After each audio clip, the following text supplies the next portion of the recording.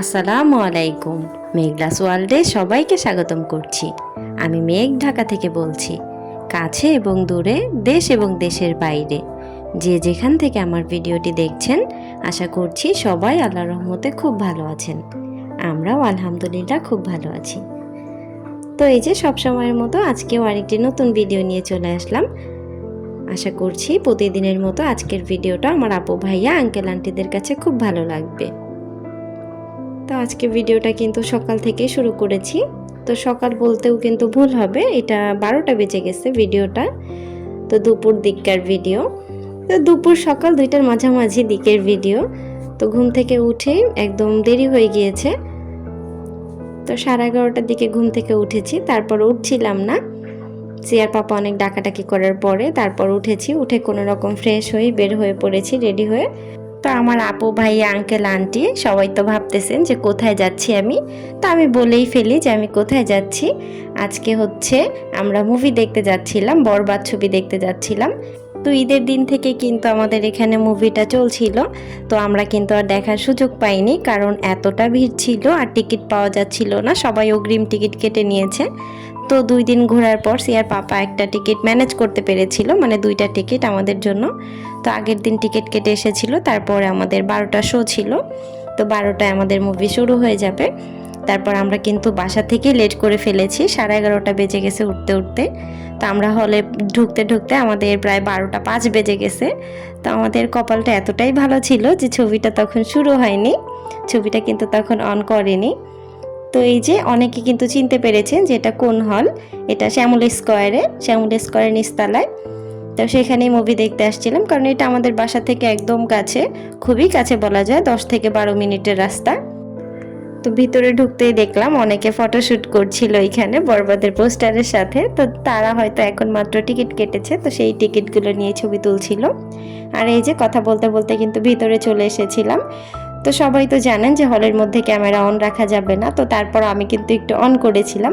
তো এখানে অ্যাড চলছিল, তখন দাগির অ্যাড চলতেছিল, তারপর জংলের অ্যাড চলতেছিল। তো সেই অ্যাডগুলো কিন্তু আমি দেখতেছিলাম। তারপর কিন্তু ভিডিও অফ করে দিয়েছি, কারণ কে কখন দেখবে আর এটা নিয়ে ঝামেলা হয়ে যাবে। এই কারণে কিন্তু আমি আর ভিডিও করিনি। তারপর আমি একটুখানি শর্ট নিয়েছিলাম।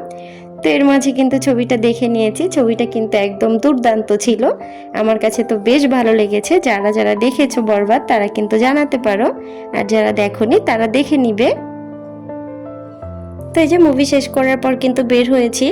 তো বের হয়ে আমি সোজা আমার মায়ের বাসায় চলে যাব, আমার ছোট বোনকে নিয়ে আসতে হবে। ওর আবার স্কুল ছুটি, ওর ঈদের যে ছুটি গিয়েছে, কোথাও তো আর যায়নি। তো রাতে ফোন করে বলেছিল আমাকে নিয়ে যাও, তো ওকে আনার জন্য গিয়েছিলাম। তারপর ওকে নিয়ে কিন্তু আবার বাসায় ফিরে চলে এসেছি। তো আমার ভিডিওটার এই পর্যায়ে আমার যে সকল আপু ভাই আঙ্কেল আন্টিরা আছেন এখনও পর্যন্ত একটা লাইক করতে ভুলে গিয়েছেন, তারা প্লিজ একটা লাইক করে আমার ভিডিওটা কন্টিনিউ করুন। আর যারা অলরেডি কাজটি করে ফেলেছেন তাদেরকে অসংখ্য ধন্যবাদ। আপনার একটা ছোট্ট লাইকই পারে আপনার মতো আর অনেকের কাছে আমার ভিডিওটা পৌঁছে দিতে।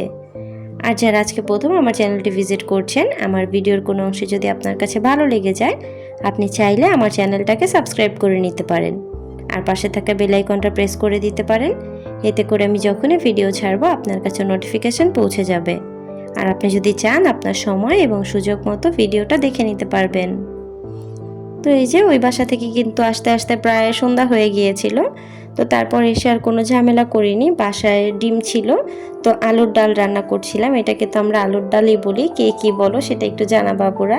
তো এই খাবারটা বেশি হচ্ছে আপনার রংপুর আর হচ্ছে বগুড়ার ওই দিকের মানুষগুলা খায়। তো আমি জানি না কোন কোন আপুরা খেয়েছেন আর কোন কোন আপুরা খাননি। তো যারা খেয়েছেন তারাও জানাতে পারেন, যারা খাননি তারাও জানাতে পারেন। তো এটা কিন্তু আমি ঝটপট রান্না করে নিচ্ছিলাম, একদমই শর্টকাট করে। তো কথা বলতে বলতে কিন্তু আমার রান্না বান্নাও শেষ হয়ে গেল। তো আজকে শুধু ডিম দিয়ে রান্না করছিলাম, ডিমও বেশি ছিল না, 3টা ডিম ছিল, এই জন্য ডিমগুলোকে আমি ভেঙে ভেজে নিয়েছিলাম।